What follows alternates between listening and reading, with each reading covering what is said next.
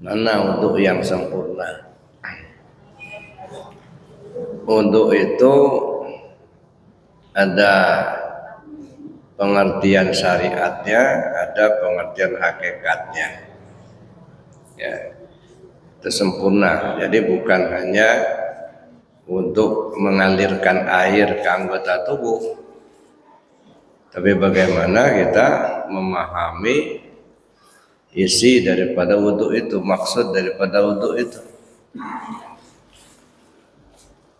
Di dalam Al-Quran Allah jelaskan, "Idza qumtum ila shalah fa'silu wujuhakum wa aydiyakum ilal marafiq wamsahu bi ru'usikum wa arjulikum ilal ka'bayn." Kalau kamu akan sholat, basuhlah muka. Idza qumtum ila shalah fa'silu wujuhakum. Kalau akan melaksanakan sholat, basuh muka. Wa aydiyakum ilal marafiq, kedua tanganmu hingga siku.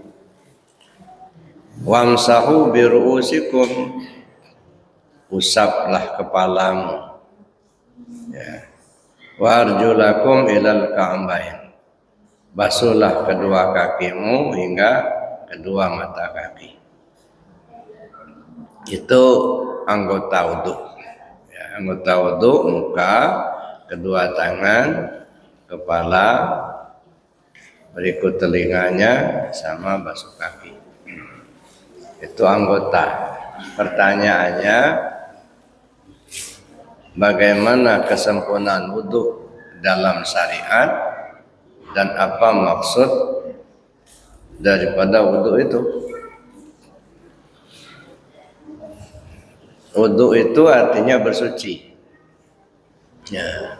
Bersuci itu artinya membersihkan, ya, dari hadas. Jadi ketika kita mensucikan diri kita, ada 4 langkah. Suci dari hadas dan najis, itulah wudhu. Suci, mensucikan anggota tubuh zahir pakai istighfar dan taubat. Mensucikan anggota tubuh batin pakai zikir, dan mensucikan ruh Rabbani dengan cara mengenal diri. Itu cara mensucikan diri. Jadi mensucikan diri itu menempuh 4 langkah. Pertama, suci dari hadas dan najis. Hadas besar mandi, hadas kecil wudhu. Membersihkan dari najis, terbuang benda, bau dan rasa. Mensucikan anggota tubuh zahir yang terdiri dari 8 macam: mata, telinga, hidung, mulut, tangan, kaki, perut, kemaluan. Cara membersihkannya bukan pakai air, tetapi istighfar dan taubat. Yang ketiga, membersihkan anggota tubuh batin yang kita kenal dengan lataifatus sab'ah, latifah 7. Membersihkannya pakai zikir, ya, sentralnya di hati. Likulli syai'in siqala wa siqalatul qalbi zikrullah. Segala sesuatunya ada alat pembersih, pembersih hati itu zikir pada Allah. Nah, jadi membersihkan anggota tubuh batin itu pakai zikir. Baru yang keempat, membersihkan ruh Rabbani, diri kita yang sebenarnya. Caranya mengenal diri. Nah, setelah kita kenal dengan diri kita, maka kita akan kenallah dengan Tuhan kita. Kalau sudah kenal kepada Tuhan kita, maka hilanglah sangkutan. Tak tersangkut dengan apa dan siapa. Ketika sudah tak ada sangkutan, itu baru bersih namanya. Kalau hati ini masih nyangkut-nyangkut, itu belum bersih. Nyangkut ke pahala, nyangkut ke surga, nyangkut pujian orang, gitu ya. Itu masih tersangkut-sangkut, sangkut ke jabatan, sangkut ke duit, gitu, sangkut ke harta. Itu namanya masih kotor. Nah, belum bersih. Jadi membersihkan ruh Rabbani itu dengan cara mengenal diri. Ya, kalau masih hati kita ini masih nyangkut-nyangkut, nah itu masih kotor. Maka kita harus lebih intensif lagi melaksanakan zikirnya dan lebih mengkaji tentang diri supaya paham betul kita siapa sebenarnya diri kita ini. Nah, makanya siapa orang yang sudah mengenal dirinya maka dia kenal sama Tuhannya. Man arafa rabbahu wa man arafa nafsahu faqad arafa rabbahu. Siapa orang yang sudah mengenal dirinya maka kenallah dia akan Tuhannya. Man arafa rabbahu fasada jasaduhu. Siapa orang yang sudah mengenal Tuhannya, hancur leburlah badannya, dirinya. Nah, kalau kita sudah kenal sama Allah, hancur lebur diri kita ini, nggak ada lagi. Ya, apalah artinya lampu lilin kalau disandingkan dengan matahari. Ya. Bagaimana kita akan melihat sebuah kapal yang terbuat dari kertas dengan muatan minyak tanah berlayar di lautan api. Nah, jadi sampan kertas muatan minyak tanah berlayar di lautan api. Nggak ada lagi api itulah. Nah, maka dipentingkan betul itu mengenal diri itu. Jadi jangan dianggap remeh mengenal diri itu. Kalau boleh kita katakan mengenal diri itu lebih wajib daripada sholat 5 waktu. Ya, kenapa? Karena dengan sholat tidak kenal diri, khawatirnya nyembah patung, Pak. Ya. Kenapa nyembah patung? Ya. Karena yang kita rasakan tubuh kasar inilah yang kuasa. Tubuh kasar inilah yang punya kemauan, yang punya keinginan, yang punya penglihatan. Nah, kalau tertumpu tubuh kasar, ya akunya itu ya di tubuh kasar itu nyembah patung, belum menyembah Allah. Nah, ini yang dikatakan oleh Allah ketika Nabi Musa alaihissalam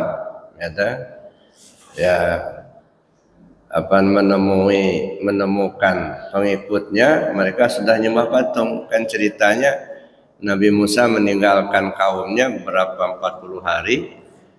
Ya.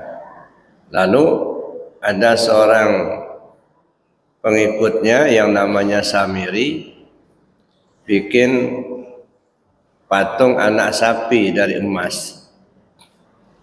Nah, lalu diambil bekas telapak kaki kuda yang ditunggangi oleh Musa itu, dilemparkannya ke patung itu, akhirnya patung itu hidup. Nah setelah dia hidup, diajaknya lah pengikutnya untuk nyembah patung itu. Musa sudah nggak ada, katanya kita sudah tinggalkannya. Nah inilah sesembahan kita. Beralihlah mereka sudah nyembah patung anak sapi. Nah begitu Nabi Musa alaihissalam datang, beliau menemui ya pengikut-pengikutnya itu sudah banyak nyembah patung.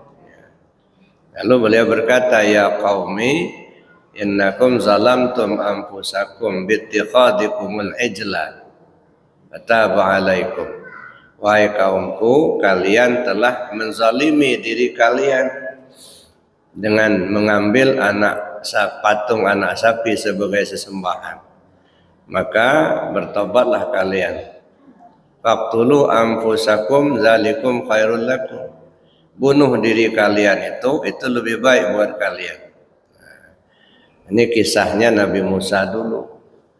Tapi lagi-lagi saya perlu kita pahami, Al-Quran itu adalah sebuah petunjuk. Ya. Dia bukan buku cerita. Ya. Walaupun ayat itu disampaikan melalui kisah-kisah atau cerita-cerita, tetapi itu adalah sebuah petunjuk. Kan banyak cerita dalam Al-Quran tuh. Ada cerita Nabi Musa membelah laut. Ada cerita Nabi Musa ditinggalkan kaumnya itu sampai kaumnya menyembah patung anak sapi. Ada cerita Ashabul Kahfi, cerita Isra Mi'raj dan lain sebagainya. Nah, apapun model ayatnya itu adalah petunjuk. Nah, ini yang kadang-kadang kita lupa menemukan petunjuknya, kita terbuai dengan kisahnya, kita ceritanya. Nah, mari kita lihat ya. Jangan-jangan yang dimaksud menyembah patung itu kita. Kalau zaman Nabi Musa itu ya diceritakan di situ mereka menyembah patung anak sapi yang dibuat oleh si Samiri. Ya. Nah, karena mereka sudah menyembah patung anak sapi itu, oleh Nabi Musa dikatakan ya, bahwa kalian telah menzalimi diri kalian sendiri. Innakum zalamtum anfusakum bittikhadikumul ijlah. Ya, dengan cara kalian ya menyembah patung anak sapi. Fataba alaikum, bertobatlah. Satu, faqtulu anfusakum, bunuh diri kalian itu lebih baik buat kalian. Nah, jadi apa yang dimaksudkan sebagai petunjuknya, menjadikan sesuatu yang hidup ya atau sesuatu patung untuk jadi sesembahan. Kalau cerita itu patung anak sapi ya, karena patung anak sapi itu ya ditakdirkan bisa hidup. Mungkinkah kita itu yang nyembah patung itu? Mana nih jasad? Jasad kita ini hakikatnya tidak hidup. Nah, yang hidup kan ruh kita. Jadi kalau kita katakan jasad kita inilah yang kuasa, kita rasakan jasad ini yang kuasa, jasad inilah yang punya kehendak, jasad kita inilah yang melihat, yang mendengar, itu artinya kita lagi nyembah anak anak sapi itu. Menyembah patung. Tubuh kita jadikan sebagai patung sesembahan. Belum menyembah Allah. Ya. Maka disinilah diperlukan kita untuk mi'raj. Ya. Ada namanya mi'raj jasmani, ada namanya mi'raj ruhani atau ruhul kudus. Nah, jadi artinya bukan jasad ini yang kuasa itu ruh. Bukan jasad yang melihat itu ruh. Bukan jasad yang mendengar itu ruh. Nah, tumpuan kepada ruh itu sudah naik ya. Meninggalkan jasad, kita naik kepada ruh. Berkeyakinan kita bahwa ruh kita itulah yang kuasa, yang hidup, ya, yang kehendak. Ya. Itu namanya mi'raj jasmani. Cuman kalau kita berhenti di situ, ya, dianggap ruh kita inilah yang hidup, ruh kita ini yang kuasa, ruh kita inilah yang mendengar, melihat, itu sama dengan nyembah nafsu. Belum nyembah Allah juga, ya, belum nyampai. Ya. Nah, kapan kita dikatakan menyembah Allah? Setelah kita mi'raj ruhul kudus. Naik ke atas. Ternyata bukan ruh itu yang hidup itu Allah. Ya. Ternyata bukan ruh itu yang kuasa itu Allah. Bukan ruh itu yang melihat itu Allah. Nah, ketika kita sampai keyakinan kita pada Allah, nah baru disebut nyembah Allah. Nah, sekarang kita lihat diri kita sekarang, kita dalam tataran nyembah patung apa nyembah nafsu?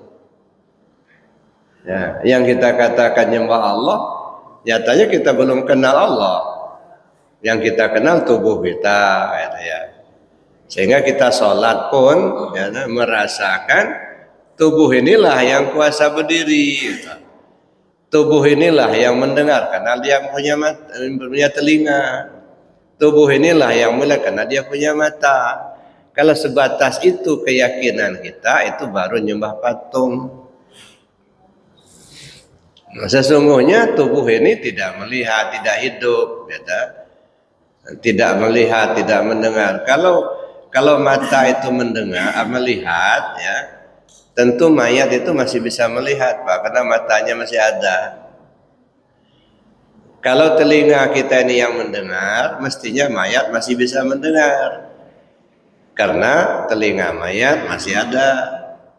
Kalau mulut ini yang bisa ngomong, tentu mayat juga masih bisa ngomong. Karena mulutnya masih ada. Tapi kenyataannya si mayat mulut sudah tak ngomong lagi, mata sudah tak melihat lagi, telinga sudah tak mendengar lagi. Nah, kemana yang tadi melihat itu? Kemana yang tadi mendengar itu? Kemana yang tadinya ngobrol itu? Barusan ngobrol, nggak ada.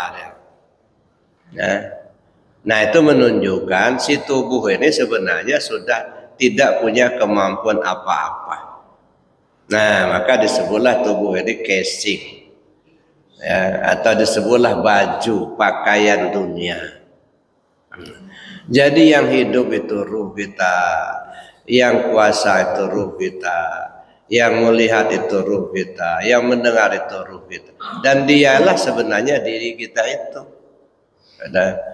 Dan dialah yang bertanggung jawab langsung ke Allah. Dialah yang merasakan susah senangnya dalam perjalanannya dari Lahud sampai ke Jabarut, sampai ke Malakut, sampai ke Nasut, hingga balik lagi sampai ke Lahud. Dia yang merasakan susah senangnya dalam perjalanan hidupnya. Si ruh kita itu. Cuman kalau kita berpahaman sampai di situ saja, sama saja kita nyembah nafsu. Karena ternyata roh itu tidak hidup secara mutlak. Dia hidup karena hayat Allah. Dia mendengar karena samaknya Allah. Dia melihat karena basornya Allah. Dia punya kehendak karena iradatnya Allah. Dia punya kuasa karena kodratnya Allah. Kalau begitu yang hidup itu Allah itu.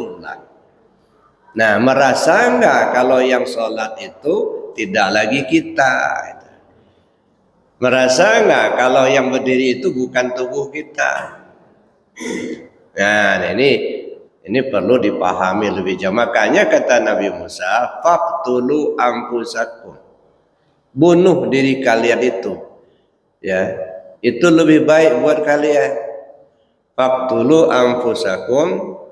Ya, itu bunuh kalian itu lebih baik bagi kalian. Nah, apa yang dimaksud bunuh itu? Bunuh keakuan diri kita. Bukan gantung leher, Pak. Jangan pulang nanti gantung leher karena dibunuh dulu diri katanya. Ya.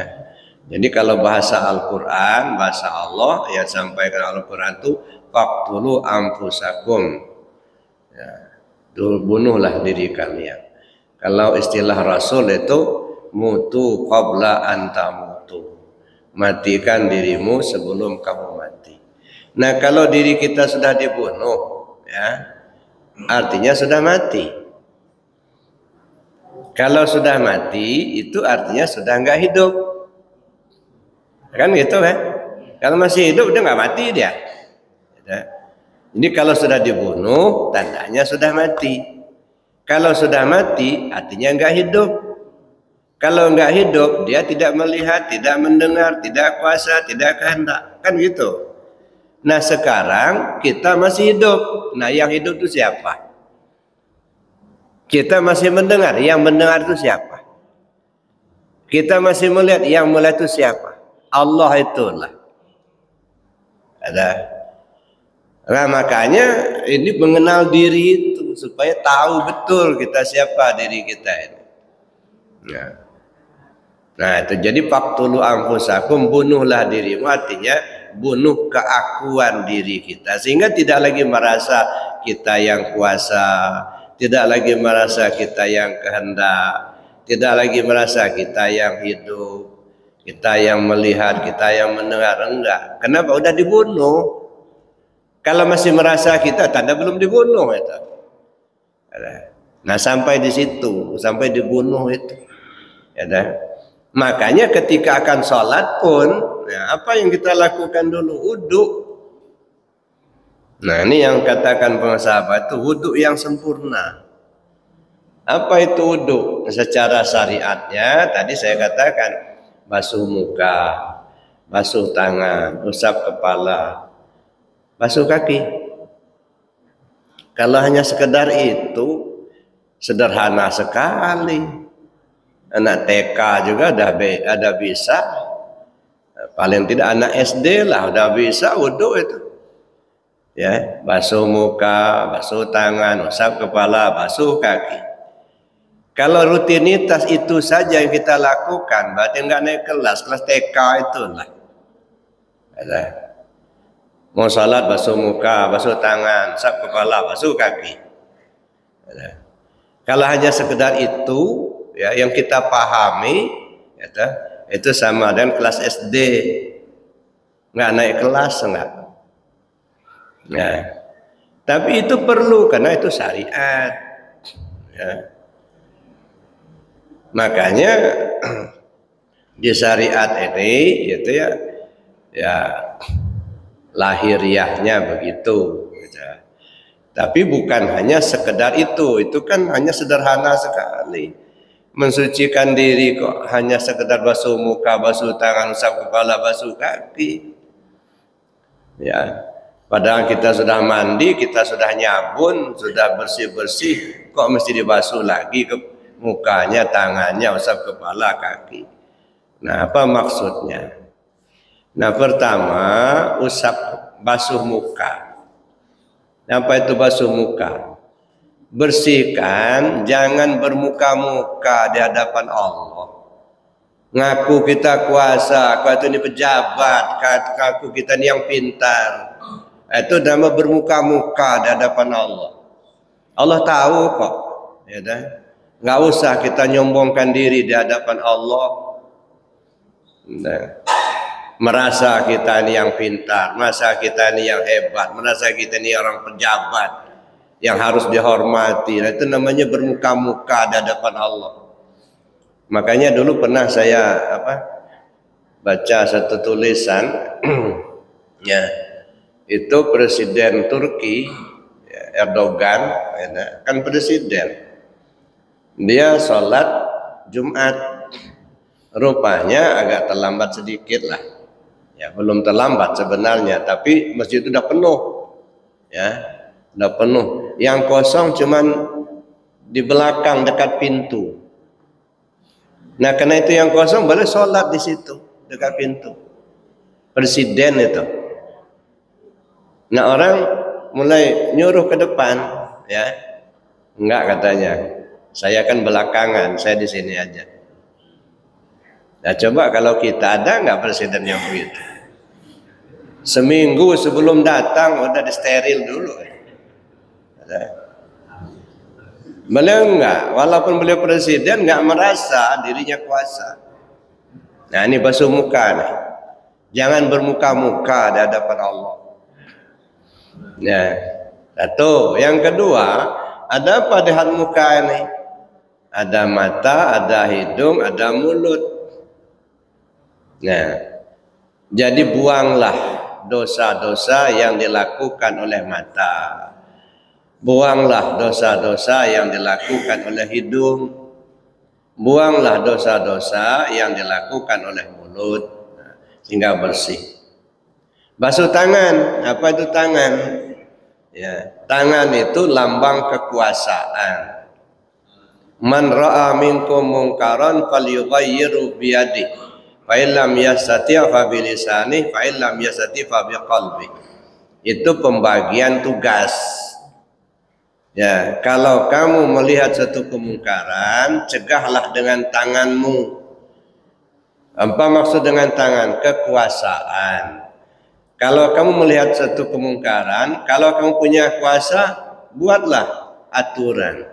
Anda sebagai anggota dewan bikin aturan bagaimana supaya enggak judi, supaya judi online itu dihapus gitu. Nah, Anda sebagai anggota dewan buatlah aturan gimana supaya tidak merajalela perzinahan.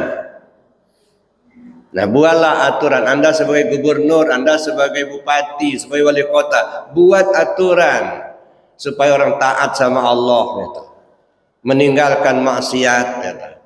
Itu namanya gunakan tangan, kekuasaan. Ya. Kalau kita nggak punya itu, fa illam yastati', kalau tidak sanggup, artinya kita bukan pejabat. Tanda tangan nggak laku. Ya.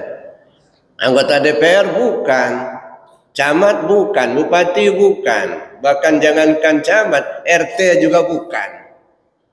Nggak punya kuasa. Fa illam yastati' fa bilisani. Kalau nggak sanggup pakai lisan, ngomong. Ini tugasnya apa nih? Tugas para ulama, tugas para cendekiawan, nulis. Gitu. Nah, itu namanya ngomong, sampaikan kebenaran itu. Ini tugasnya para ulama, tugasnya para cendekiawan, ya. Ya. Pada jurnalis gitu. Itu tugas. Kalau fa illam yastati', kalaupun kau tak sanggup, tidak punya kemampuan, kita bukan ulama, bukan ustadz, bukan pula jurnalis, bukan pula wartawan, begitu. Nggak bisa nulis. Fa biqalbi, pakai hati. Kita rakyat biasa. Jangan ikut-ikutan. Itu namanya pembagian tugas. Jadi artinya disuruh basuh muka itu jangan merasa berkuasa. Jangan merasa kita yang pejabat, kita yang kuasa, itu buang itu. Makanya di Arafah kemarin tuh ada jamaah, Buya katanya, saya kan pernah ngaji di fikih tapi belum selesai. Tapi alhamdulillah saya ikut ceramah Buya di YouTube katanya. Tentang tasawuf. Boleh enggak Buya kalau saya langsung masuk tasawuf aja? Di tempat lain mungkin boleh, tapi kalau di Arafah enggak boleh. Mesti dari fikih dulu. Ya, selesai fikih baru naik ke tauhid, selesai tauhid baru ke tasawuf. Kenapa? Saya yakin kita ini kan sudah tahu lah urusan fikih. Dalam artian kita sudah tahu bagaimana cara berwudu, bagaimana cara sholat, kan sudah lakoni. Tapi apa sebenarnya yang paling esensi di dalam semula di fikih itu? Supaya kita merasa sama dengan yang lain. Ya, duduk bareng itu. Di situ ada mantan pejabat, ada pedagang, ada petani, ada sarjana, ada yang tamat SMA, ada yang tamat SMP, ada yang enggak sekolah. Ya ada yang doktor. Duduk bareng, tidak ada yang merasa lebih dari yang lain. Menghilangkan itu yang susah, Pak. Ya tidak merasa pintar, tidak merasa lebih tahu dari yang lain, kata. Nah itu makanya dulu pernah ada kiai gitu ya, datang ke saya, Buya saya mau ikut ngaji. Alhamdulillah, makasih Pak Kiai. Saya bilang, cuman terus terang Pak Kiai, saya bukan tidak menghargai ilmunya, cuman saya kepingin kita duduk bareng mulai dari fikih. Oh ya nggak apa-apa, duduk di fikih Pak Kiai itu ribuan muridnya. Jadi bukan persoalan ilmunya saja, bukan tidak menghargai yang lain. Yang paling penting itu duduk barengnya itu, merasa tidak ada yang lebih dari yang lain. Nah itu menghilangkan itu. Ya. Nah setelah itu barulah kita naik ke tauhid. Nah di tauhid itu apa? Kita ingin melihat dan memahami mana zat, mana sifat. Itu pangkal untuk mengkaji tasawuf. Setelah terbedakan mana zat mana sifat, nah baru masuk ke inti tasawufnya. Nah di Arafah kita mulai dari bawah, pengenalan syahadat kerasulan dulu. Nah siapa kita ini? Mana yang disebut dengan Muhammad Rasulullah itu? Nah lalu kemudian setelah kita paham itu, barulah kita mengkaji zat atau syahadat tauhid itu ya. Nah, jadi kita kaji sifatnya dulu dari luar, nah baru kita masuk ke dalam. Nah, sehingga setelah selesai tasawuf 2 itu, saya berharap, saya bilang sama jamaah, tahulah kita mana pakaian hidup, mana tompangan mati. Jadi ngaji di Arafah bukan ngumpul-ngumpulin pahala, bukan. Ngaji di Arafah bukan mengejar surga, bukan. Ngaji di Arafah itu supaya kenal diri, supaya mengenal Tuhan, supaya kita selamat kembali ke Allah. Kalau bisa sebelum kita pulang udah kembali. Ya, banyak orang ya belum waktunya pulang tapi dia sudah kembali ke Allah. Inna lillahi ibadan jasadu fil ardi wa ruhuhu tatal arsi. Allah punya banyak hamba yang jasadnya lagi di bumi tapi ruhnya sudah ke aras. Ini namanya orang sudah kembali tapi belum pulang. Ya. Tapi banyak juga yang sudah pulang tapi tak kembali. Kabarnya saya udah pulang tapi kok belum nyampe ya. Nah. Belum pulang itu apa? Waktunya sudah habis, sudah mati tapi tidak balik. Nah, apa namanya? Entah kemana-mana dia, kesasar kemana-mana. Nah, ini namanya udah pulang tapi tak balik. Nah, kalau bisa itu kembali dulu sebelum pulang. Gitu ya. Jadi itu Bapak Ibu yang saya hormati. Nah, begitu juga kita mengusap kepala. Ada apa di kepala itu? Ada otak. Otak itu untuk berpikir, Pak. Berpikirlah ke jalan yang benar.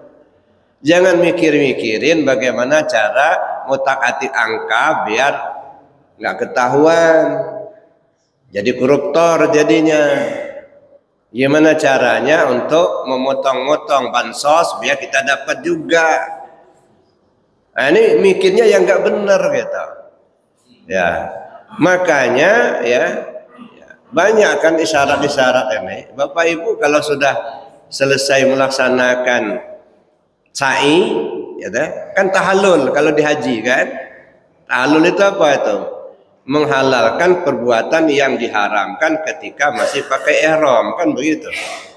Ditandai dengan menggunting rambut. Kalau hanya menggunting rambut sederhana sekali.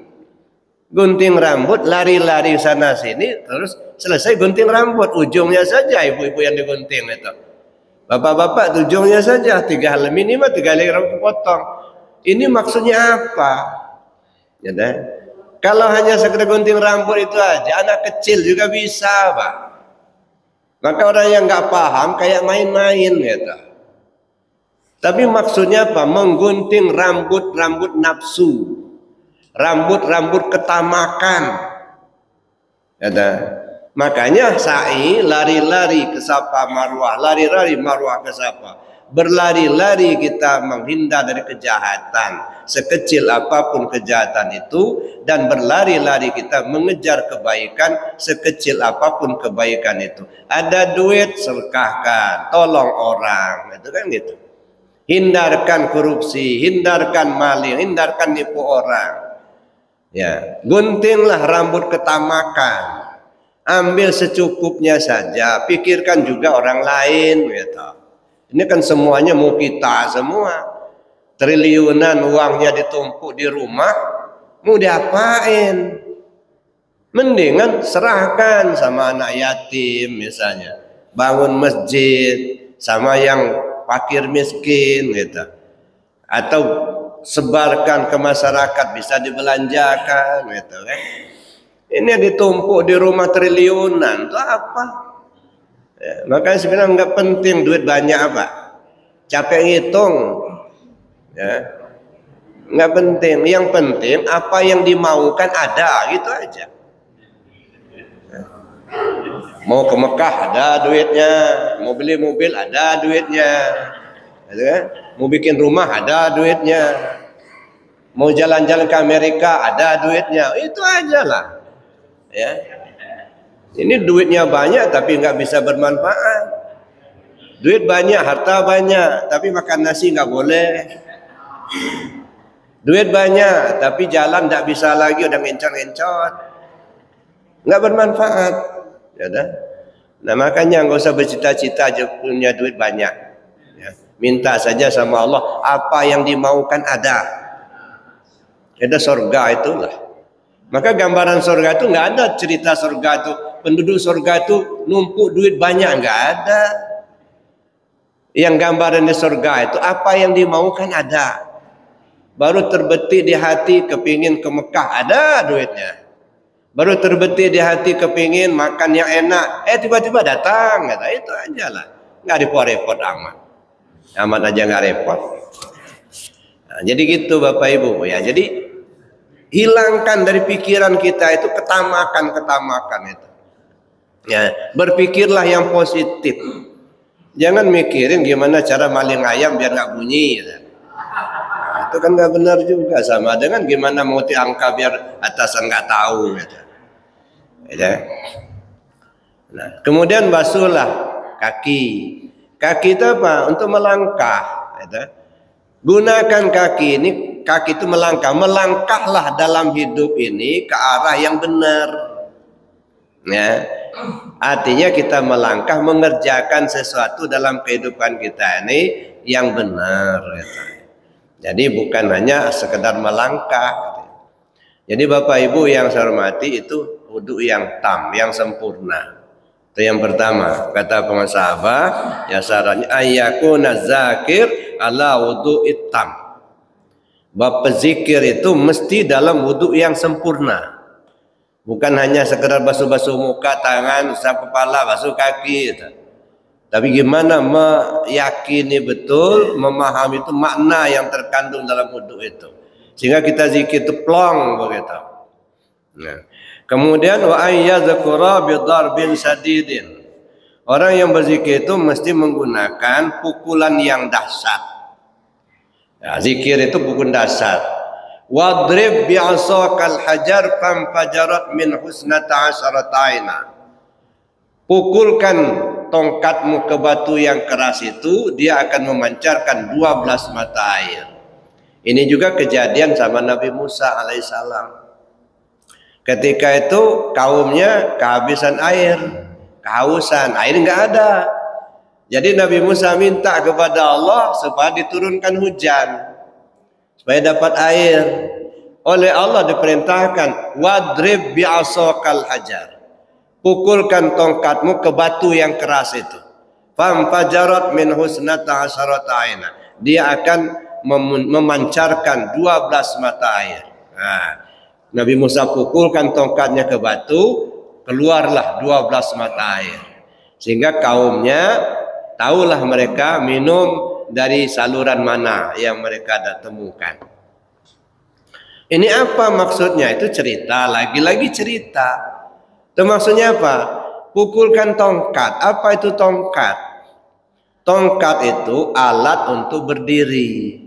Kalau ibarat orang tua, kalau nggak pakai tongkat nggak bisa berdiri, Pak. Nah, pertanyaannya, yang mau berdiri itu siapa?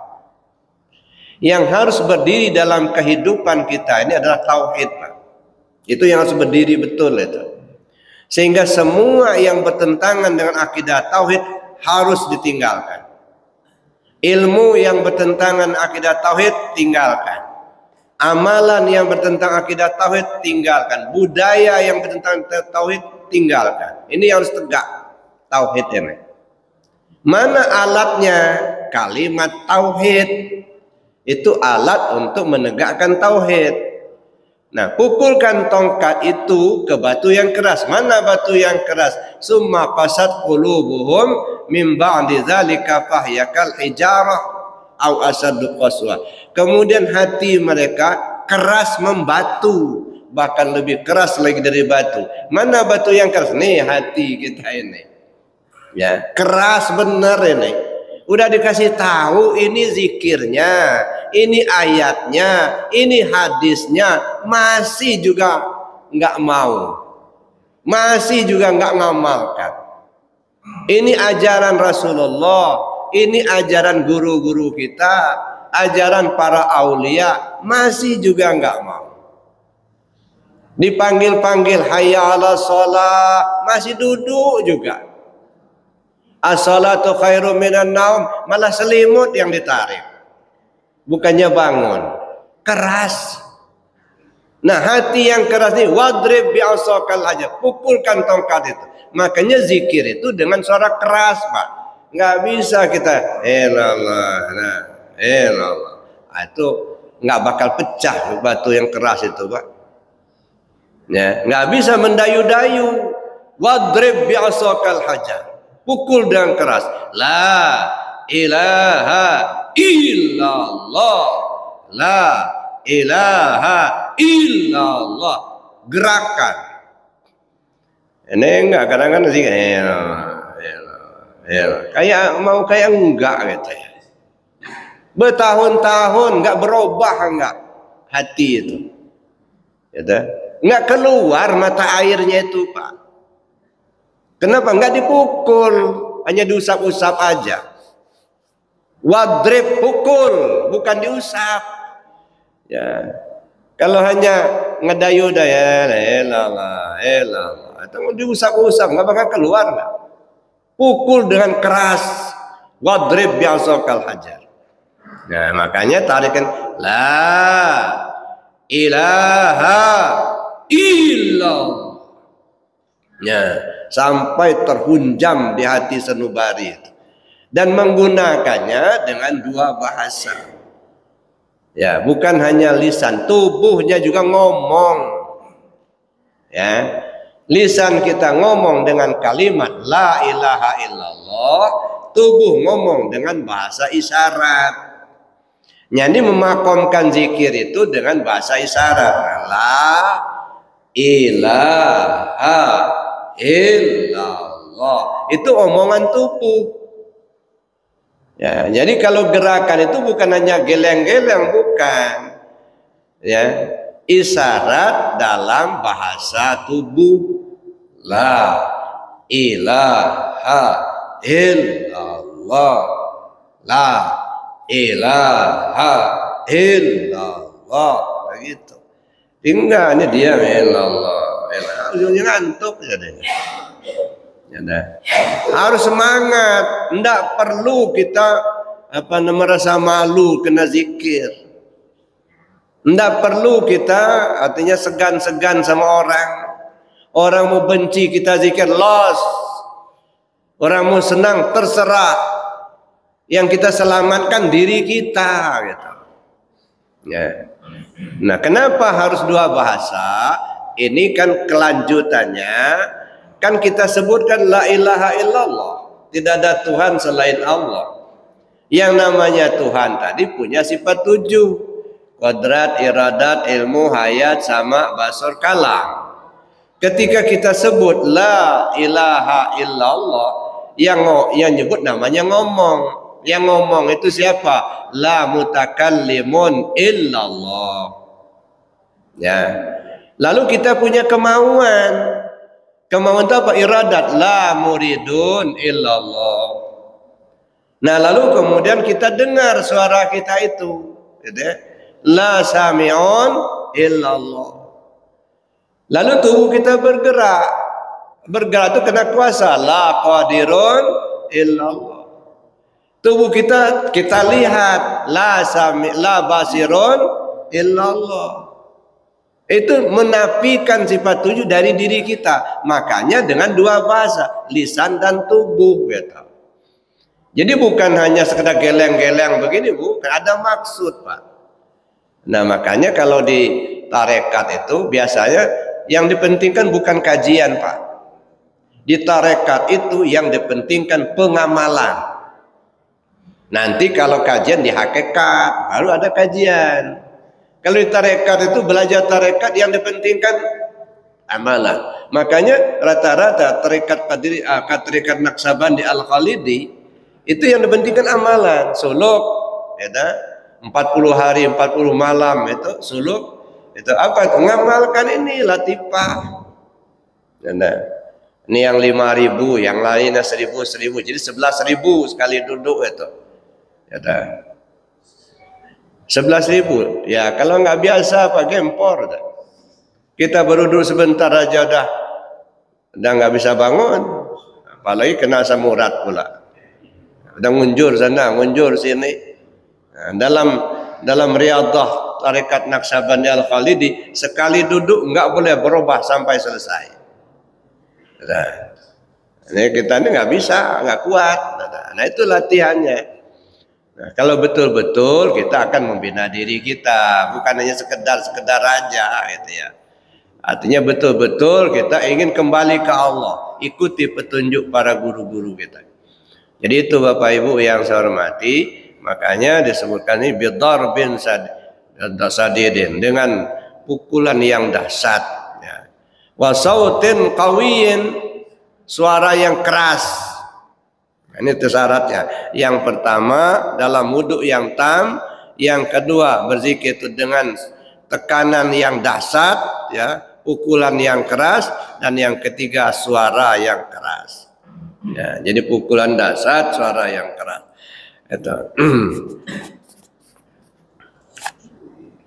Wa tasiru qulubuhum ahya'u bihadhil anwaril hayatul abadiyah ukhrawiyah.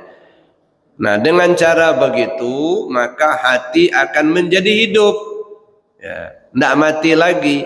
Wa tasiru qulubuhum, jadilah hati mereka itu ahya'an bihadhil anwar, hidup dengan cahaya zikir ini, akan kehidupan yang abadi, kehidupan yang kekal. Artinya walaupun kita sudah meninggal tetap hidup begitu artinya. Nah, sebab hati yang mati itu hati yang tidak ingat kepada Allah. Nah, kalau hati yang sudah selalu ingat ke Allah, itu namanya hati yang sudah hidup. Hidupnya abadiyah, selama-lamanya, gitu ya. Dari dunia sampai akhirat, gitu ya. Jadi abadiyah, yang hidup yang kekal sampai ke akhirat, ya. Nah, jadi hatinya hidup terus. Nah, hati yang hidup inilah yang dimaukan dalam berzikir itu. Kan dulu kan ada kisahnya itu, Rasulullah masuk masjid, gitu ya.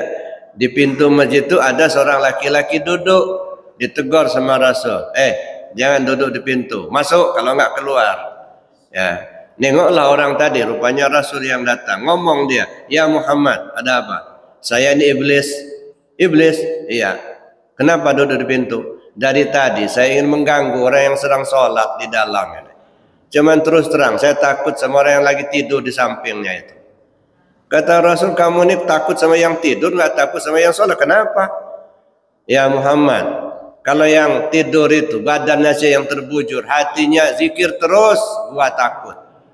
Dekat saya, terbakar saya, nggak bisa dekat. Tapi kalau yang sholat itu, badannya saja yang tunggang-tunggi itu, hatinya kemana-mana. Ini makanan gua nih. Cuman nggak berani dekat, ada orang yang tidur di sampingnya. Ternyata iblis itu lebih takut orang yang mati tapi hatinya hidup daripada orang hidup tapi hatinya mati. Makanya kata Rasul SAW, orang yang hatinya hidup dengan zikir, duduk bermajlis di tengah orang yang hatinya mati tidak zikir pada Allah, sama dengan orang hidup duduk di tengah gelimpangan bangkai. Masya Allah. Makanya ketika Khalid bin Walid, ya, sebagai panglima perang, beliau ini kalau sudah memimpin perang nggak pernah kalah, menang terus, ya. Sampai ada yang tanya, wahai komandan, ya, Khalid bin Walid, kamu kalau memimpin perang itu kok menang terus, ya deh? Apa resepnya? Gimana nggak menang? Kita ngelawan bangkai, katanya. Ya deh? Kita hidup, dia bangkai, katanya. Nah, jelas menanglah kita. Nah itu, Pak.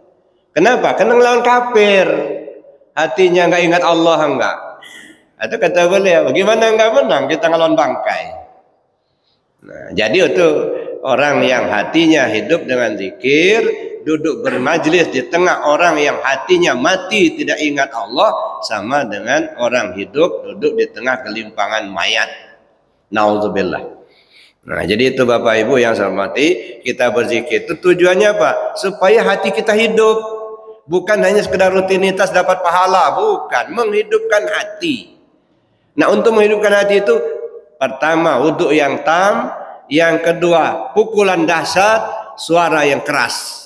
Itu berzikir. Mudah-mudahan kita diberi petunjuk oleh Allah Subhanahu wa taala. Amin Allah.